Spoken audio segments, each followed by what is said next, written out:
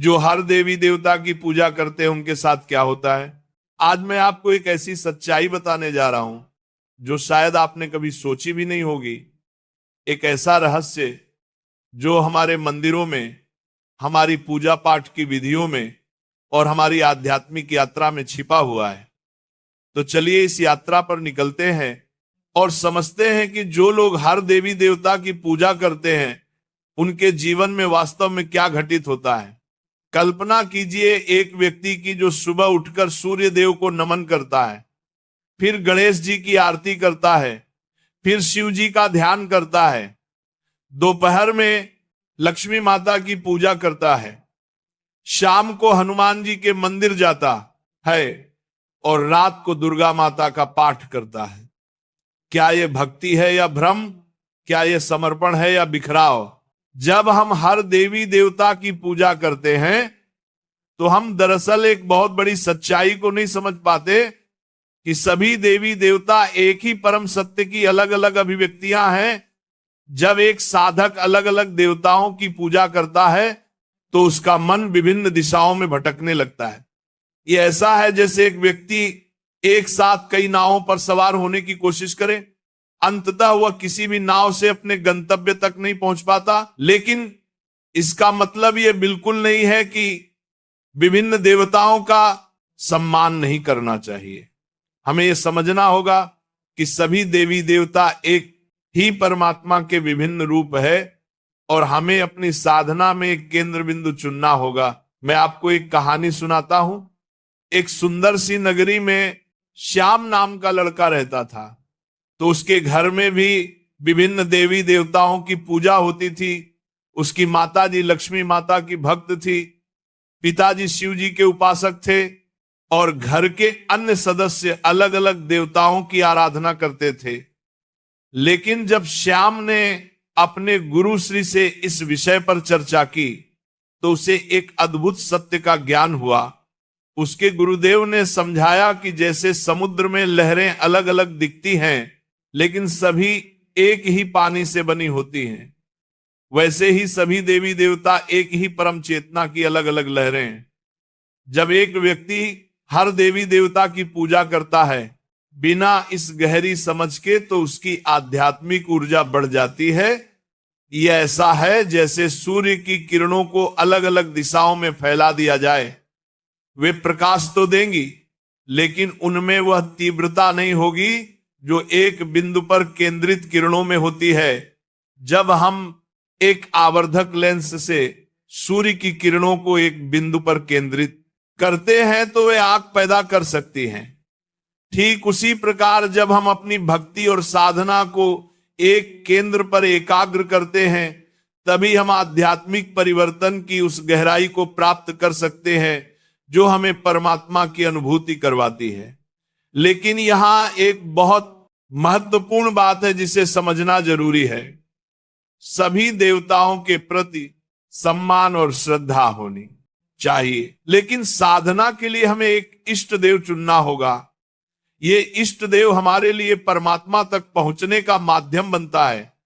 जैसे एक पहाड़ की चोटी पर पहुंचने के लिए कई रास्ते हो सकते हैं लेकिन हमें एक रास्ता चुनकर उस पर चलना होगा। ठीक वैसे ही आध्यात्मिक यात्रा में भी हमें एक मार्ग चुनना होता है। अब आप सोच रहे होंगे कि फिर उन लोगों का क्या जो हर देवी देवता की पूजा करते हैं। ऐसे लोगों के साथ कई चीजें होती हैं। पहली बात, उनका मन हमेशा चंचल रहता है, वे एक जगह स्थिर नहीं हो पाते। आज वे गणेश जी की भक्ति में लीन होते हैं, कल हनुमान जी की आराधना में, परसों दुर्गा माता के मंत्रों में। इस निरंतर बदलाव से उनकी आध्यात्मिक ऊर्जा कभी एक बिंदु पर केंद्रित नहीं हो पाती। यह ऐसा है जैसे एक किसान हर दिन एक नया बीज बोए लेकिन किसी एक पौधे को बढ़ने का समय ना दे, अंततः उसे कोई फसल नहीं मिलती। दूसरी बात जो है भक्ति की गुणवत्ता। जब हम अपनी भक्ति को कई दिशाओं में बांटते हैं तो हर दिशा में हमारी भक्ति की गहराई कम हो जाती है। मान लीजिए आपके पास प्रेम का एक निश्चित परिमाण है, अगर आप उसे 10 लोगों में बांटते हैं तो हर किसी को केवल 10वां हिस्सा मिलता है। लेकिन अगर आप उसी प्रेम को एक व्यक्ति को देते हैं तो उसकी तीव्रता 10 गुना हो जाती है। आध्यात्मिकता में भी यही सिद्धांत लागू होता है। जब हम अपनी संपूर्ण भक्ति, अपना संपूर्ण ध्यान, अपनी संपूर्ण ऊर्जा एक इष्ट देव पर केंद्रित करते हैं, तभी हम उस गहराई को प्राप्त कर पाते हैं जो आत्म साक्षात्कार के लिए आवश्यक है। एक बार एक व्यक्ति एक साधु के पास गया। वो बहुत परेशान था। वो 20 साल से विभिन्न देवी देवताओं की पूजा कर रहा था, लेकिन उसे कोई आध्यात्मिक अनुभूति नहीं हुई थी। वो हर मंदिर जाता था, हर पूजा करता था, हर त्योहार मनाता था, लेकिन उसके भीतर शांति नहीं थी। साधु ने उससे पूछा, तुम्हारा इष्ट देव कौन है? वह व्यक्ति चौंक गया।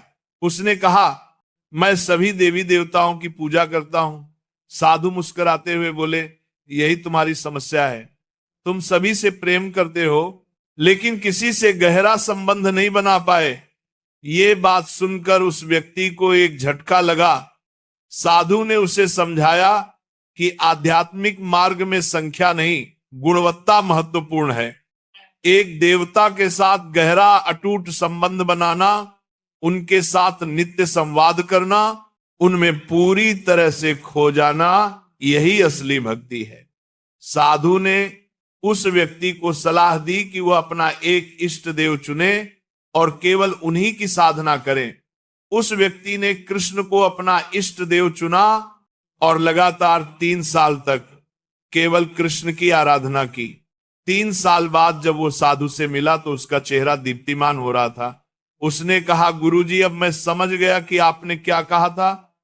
जब मैंने अपने सभी प्रेम को एक दिशा में मोड़ा तो मुझे वह अनुभूति हुई जिसकी मुझे 20 साल से तलाश थी। हर देवी देवता की पूजा करना आध्यात्मिक अपरिपक्वता का संकेत हो सकता है। ये वैसा ही है जैसे एक बच्चा खिलौने की दुकान में जाकर हर खिलौना चाहता है, लेकिन जैसे जैसे हम परिपक्व होते हैं, हम समझने लगते हैं कि हमें वास्तव में क्या चाहिए।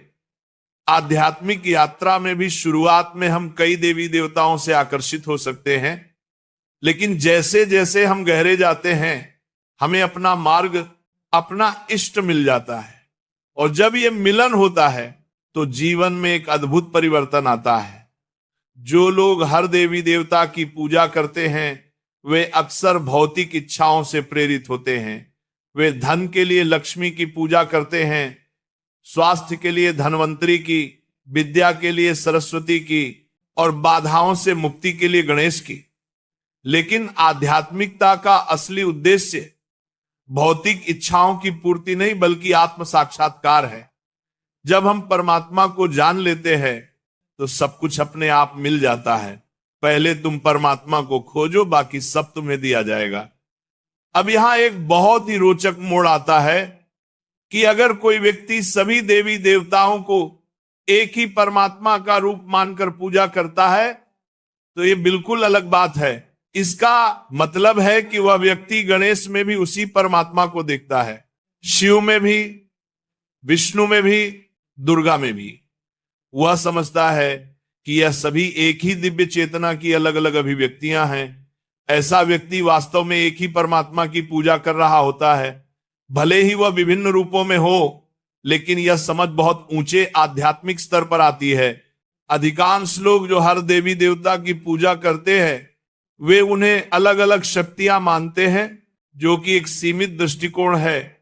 परमात्मा एक रंगमंच का निर्देशक है और सभी देवी देवता उस नाटक के पात्र हैं।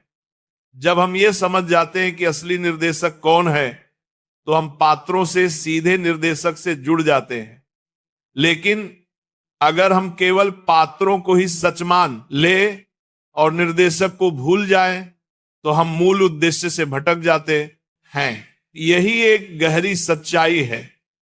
सभी देवी देवता महत्वपूर्ण हैं, सम्माननीय हैं, लेकिन हमें उस एक परम सत्य को नहीं भूलना चाहिए जो सभी के पीछे है।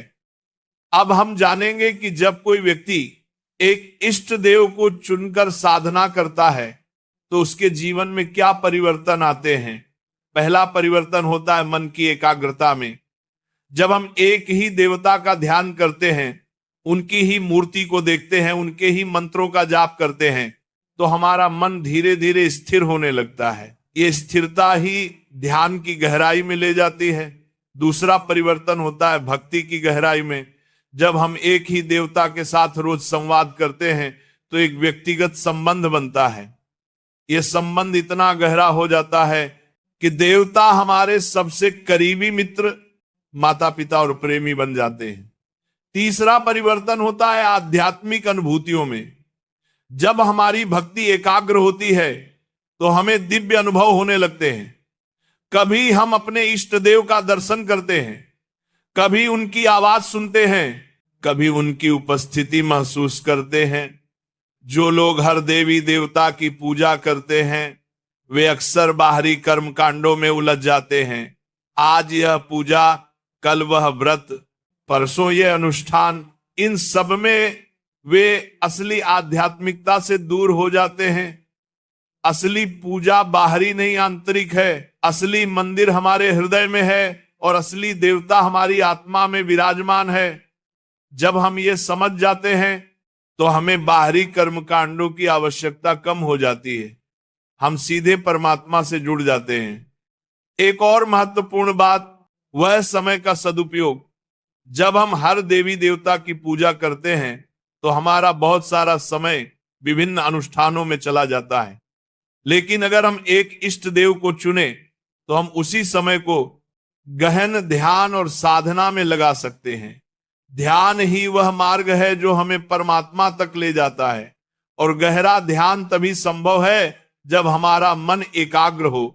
यह एकाग्रता एक इष्ट देव की साधना से आती है। जब हम एक देवता को पूर्ण समर्पण से पूजते हैं तो वास्तव में हम सभी देवताओं की पूजा कर रहे होते हैं, क्योंकि एक देवता में ही समस्त दिव्यता समाहित है। ये वैसा ही है जैसे जब हम एक बूंद समुद्र के पानी का स्वाद लेते हैं तो हम पूरे समुद्र का स्वाद ले लेते हैं। एक देवता की गहन आराधना से हम उस परम चेतना को प्राप्त कर लेते हैं जो सभी देवताओं का मूल है। ये एक बहुत ही क्रांतिकारी विचार है। हमें सब कुछ पाने के लिए सब कुछ करने की जरूरत नहीं, हमें केवल एक चीज को पूर्णता से करने की जरूरत है। आध्यात्मिक मार्ग में दृढ़ता बहुत महत्वपूर्ण है। जब हम एक दिन एक देवता की पूजा करें, दूसरे दिन दूसरे की, तो हम कभी भी दृढ़ नहीं बन पाते। हम लगातार बदलते रहते हैं और ये परिवर्तनशीलता हमें कमजोर बनाती है। लेकिन जब हम एक इष्ट देव के प्रति निष्ठावान रहते हैं तो हमारे भीतर एक आध्यात्मिक शक्ति का निर्माण होता है।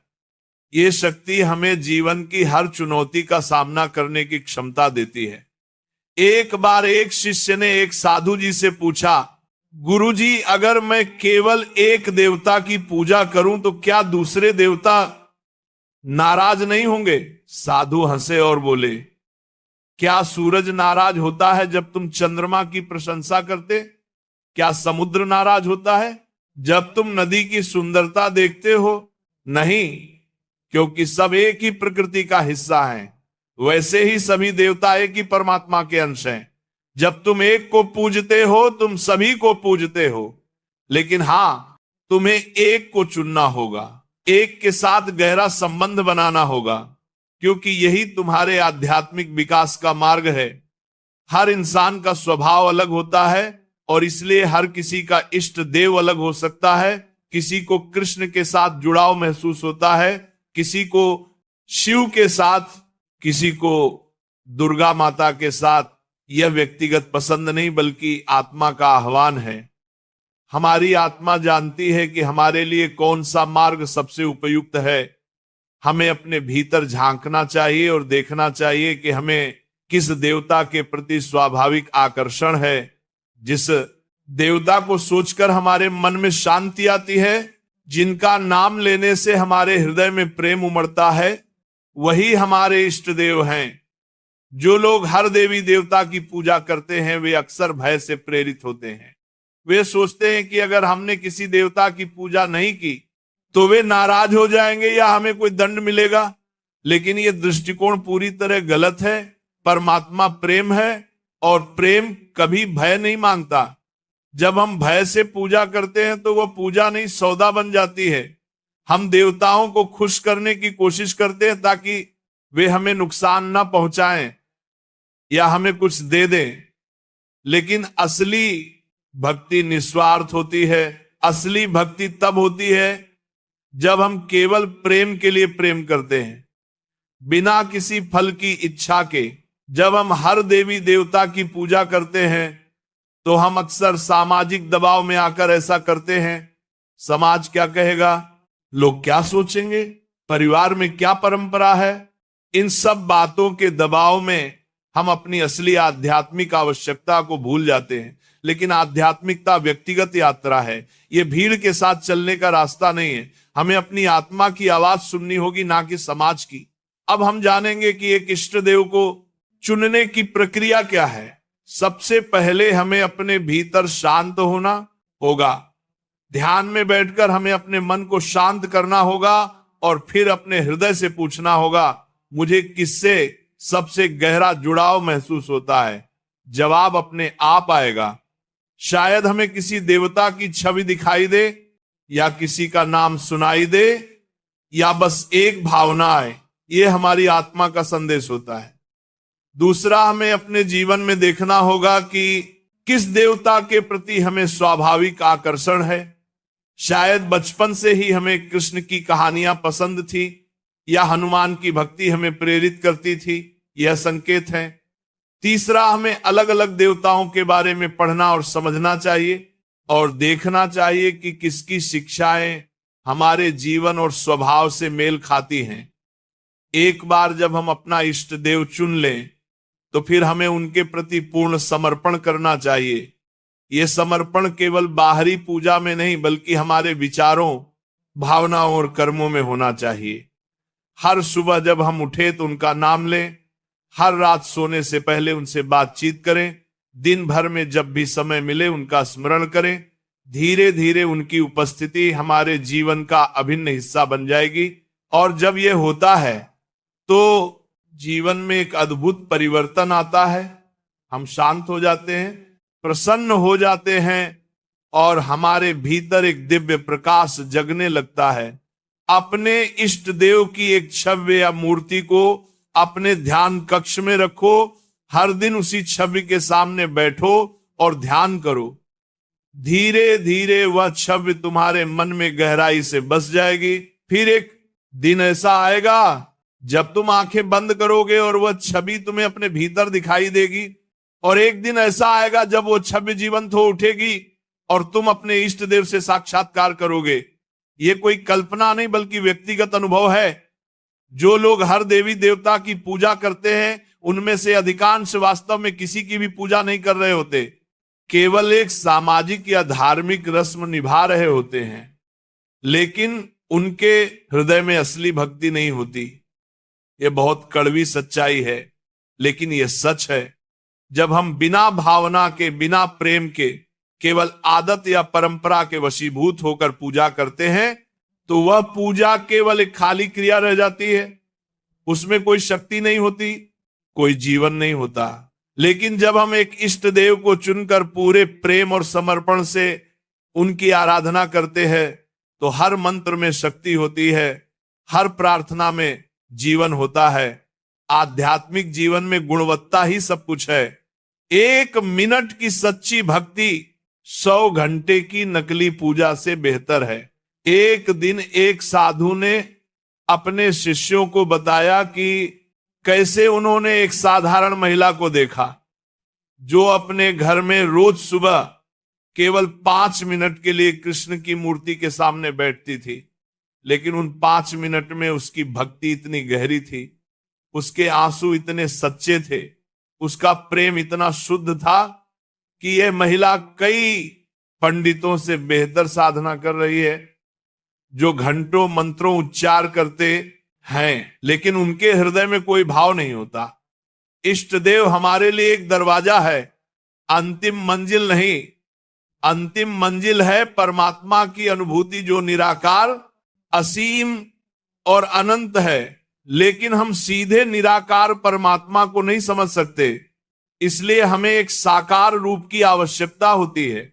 यह साकार रूप हमारा इष्ट देव है। जैसे एक बच्चे को चलना सीखने के लिए सहारे की जरूरत होती है, वैसे ही हमें आध्यात्मिक यात्रा में एक सहारे की जरूरत होती है। यह सहारा हमारा इष्ट देव है। लेकिन जैसे जैसे हम आगे बढ़ते हैं, हम उस परम सत्य को जानने लगते हैं जो सभी रूपों से परे है। एक बार एक साधक था जो बहुत वर्षों तक हनुमान जी की उपासना करता रहा। एक दिन गहन ध्यान में उसे हनुमान जी के दर्शन हुए। वह बहुत प्रसन्न हुआ, लेकिन हनुमान जी ने उससे कहा, मैं तुम्हारे लिए केवल एक मार्ग हूं। अब तुम्हें उस परम प्रकाश को देखना है जो मेरे भीतर भी है और तुम्हारे भीतर भी। और उस क्षण साधक ने एक अद्भुत अनुभव किया। हनुमान जी की मूर्ति एक दिव्य प्रकाश में बदल गई और वह प्रकाश फैलकर पूरे ब्रह्मांड में व्याप्त हो गया। साधक ने समझा कि उसका इष्ट देव और परमात्मा एक ही है, लेकिन अलग अलग स्तरों पर यह अनुभूति उसके जीवन को पूरी तरह बदल गई। जो लोग हर देवी देवता की पूजा करते हैं, वे इस गहरी अनुभूति से वंचित रह जाते हैं।